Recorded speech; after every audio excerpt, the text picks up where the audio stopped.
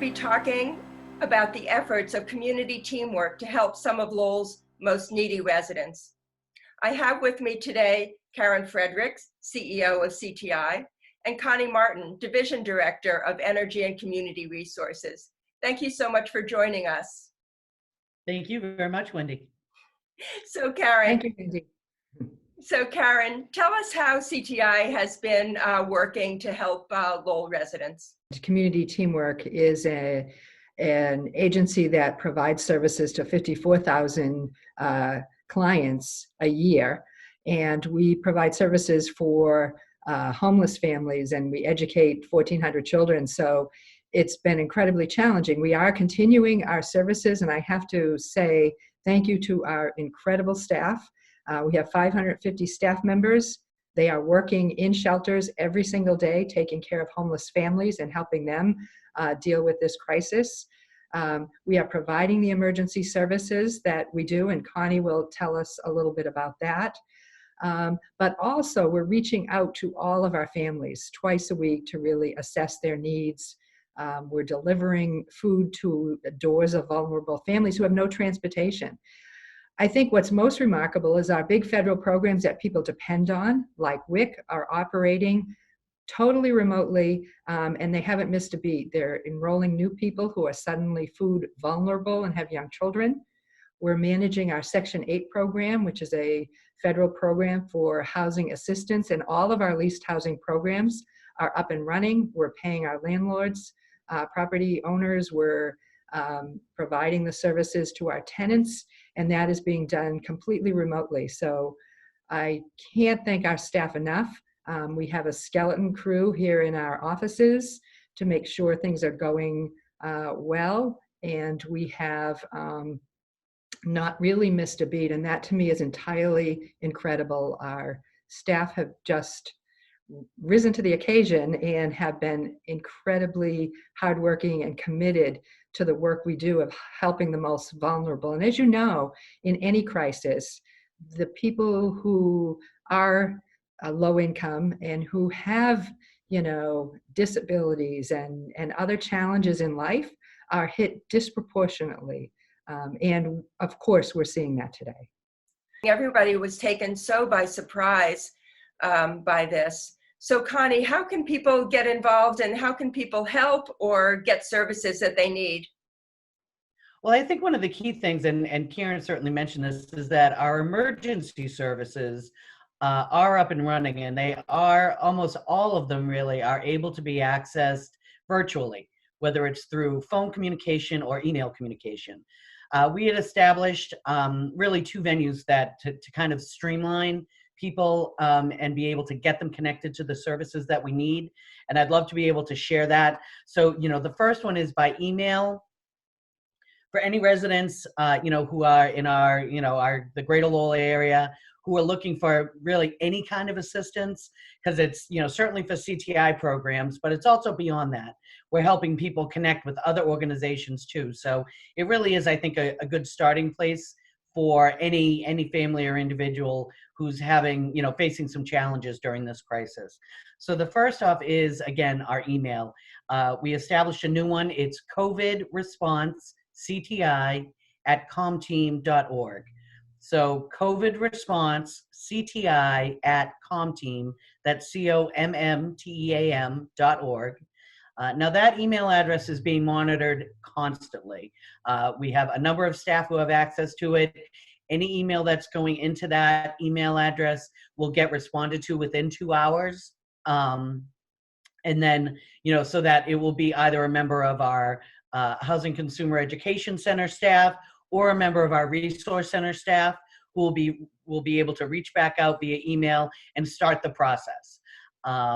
Then the other contact point is our COVID response hotline that people can reach by phone. That's 978-654-5607. Again, that's being monitored all day long. And people can expect a response again within that 2-hour window by phone from a member of the staff. Some of them are working in the office, as Karen mentioned, as part of a skeleton crew, but we have others who are working from home who are able to make those connections very, very quickly. And I think some of the key things for people to note are, that initial contact will generate that phone call or email back to you so that we can go through with a head of household, what are the challenges faced by that family. So some of the, for a lot of people, they're in a situation they've never been in before. They may not be familiar with even CTI services or kind of the breadth of what we can do to help, because they've never, we've never been in a situation like this before. But the real range, even just from the CTI perspective, that includes, small business support through our entrepreneurship center. It includes fuel assistance, heating system repair. Certainly our Housing Consumer Education Center is the place that's going to be distributing rental and mortgage support. The state had just released an additional $1 million to community teamwork for our greater Lowell area, specifically for those rental supports and mortgage supports, recognizing that, for so many people who have been laid off or furloughed, they're going to be in a situation that they never could have anticipated. And the key is kind of making that initial connection so we can talk with a family, find out the whole picture of what their situation is, and give them a holistic and kind of wraparound response that can help them stabilize during this critical time and really be able to help position them so that as we move forward and as life gets back to normal, we hope, we'll be able to have them on a firm footing to move forward again. That is so awesome that people can expect to get some help with rent and their mortgages. That's Absolutely. really amazing. But how long will that go on? We are very grateful to the state and to the federal government, both of whom we've been working with our local delegation and our Congresswoman, Lori Trahan, to really make sure that there are resources for people, and the response has been amazing. So we are working really hard to have enough staff to, make sure that we can respond in this crisis. And I think that is really critical. People are afraid, and on top of that, now there's an economic impact that hits. So it's a very fragile time for everyone. People who have worked, and were working up until a few weeks ago and suddenly laid off. And we want them to know there are resources, and that, we're continuing to work with both the state and federal government on how to best roll these out and what resources that people are going to need. Well, I know some people still do have to continue to work. And are your childcare services still up and running? So our childcare centers are closed. Some of our family childcare providers are part of the emergency response childcare that the Commonwealth has put up. And we're kind of monitoring and seeing how that goes and what the need is around the Commonwealth. So should there be more need, we will take another look at that. But as you know, the governor did close all of the regular childcare centers along with the schools. But I want you to know that our early education and our school-age staff and our family childcare staff have embraced working with their families, and they're working with them on Facebook, they're calling, they're using all kinds of social media. We have classes and circle time and story time. And one of the things we're looking at now is we are delivering about 800 meals a day to vulnerable families. Now we want to get them some resources because kids can't go outside and play in congested areas. So we're looking at putting together arts and crafts and things that people might not have at home to keep their kids challenged and learning and busy. So there's lots of social media work being done, lots of communication with our families, and our staff have really embraced that. And I'm very proud of the work they're doing to keep in touch with our families. That's wonderful. Yeah, and if you want to reach out somehow through LTC, of course, we're always ready to. We're trying to work remotely, but keeping the channels going. Is there anything else that people should know about what CTI is offering? Well, I think one key thing, and I think this speaks to what Karen was saying in terms of our partners with both at the state and federal level. I think one really important kind of change that has happened is the recognition from those funders about what a different situation we're in now. We have seen across the board from our funders a recognition that some of the requirements that have been in place before are being relaxed specifically because of this situation, to make it easier for families and individuals to access these resources. For some of them, we were talking, I know a little bit about the rental supports and even fuel assistance, things like that.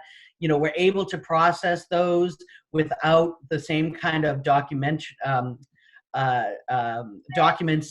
and backup information than previously.